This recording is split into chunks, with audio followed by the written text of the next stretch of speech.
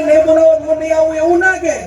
તમે વિધાન ને બોલાવો તો હું નહીં આવું એટલે પણ ભલે અમર ના બોલાયા તો તેના માટે લડા દે એટલે તને કોઈ દાડો બોલાયો એના સમાજના પ્રસંગમાં તો અમારું કામ નથી તો તું નહીં આવજે ને હા એમ થયું તમને કોઈએ બોલાયા દૂધી કે હેડો આ ફલાણા સમાજના સમૂહને કોઈ પણ સમાજના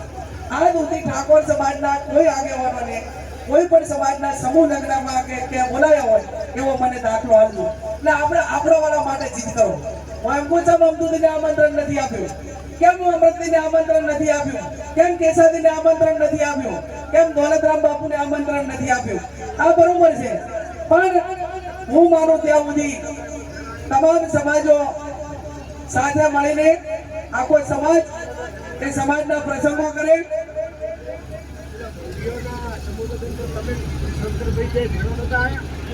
એ આપણે આયોજન ઠાકોર સમાજે નતું કર્યું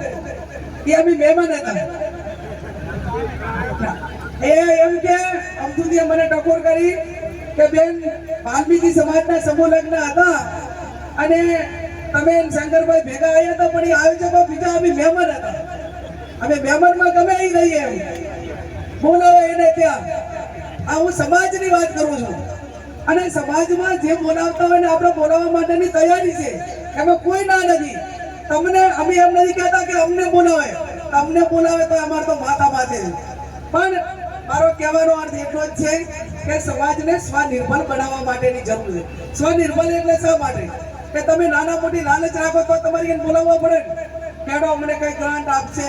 કે કઈક મદદ કરશે કે કઈક નાના મોટું હોય તો આપણે એમને નથી તો બધા રાજકીય રીતે કે ગમે એ રીતે પણ એ એટલા પૂરતું રાખો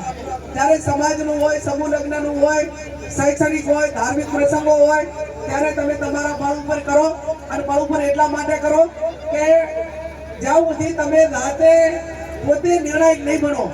રાતે પોતાની આગળ નહીં વાળો ત્યાં સુધી લોહી નીકળવાનું નથી અને એટલા માટે કરીને કહું છું આ સમાજે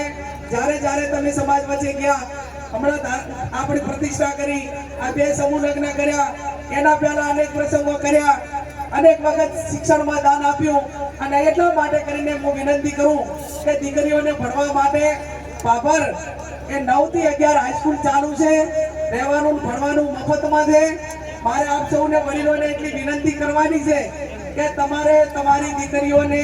સારી રીતે ભણાવવાની થતી હોય બાબરની આપણી બે હોસ્ટેલો હાઈસ્કૂલ છે કમસે કમ ગામડામાંથી એ હાઈસ્કૂલે ઉતરે એવો તમે ભાડાની વ્યવસ્થા સાધનની કરાવો નકે તમે ને ભણાવો તો ચાલશે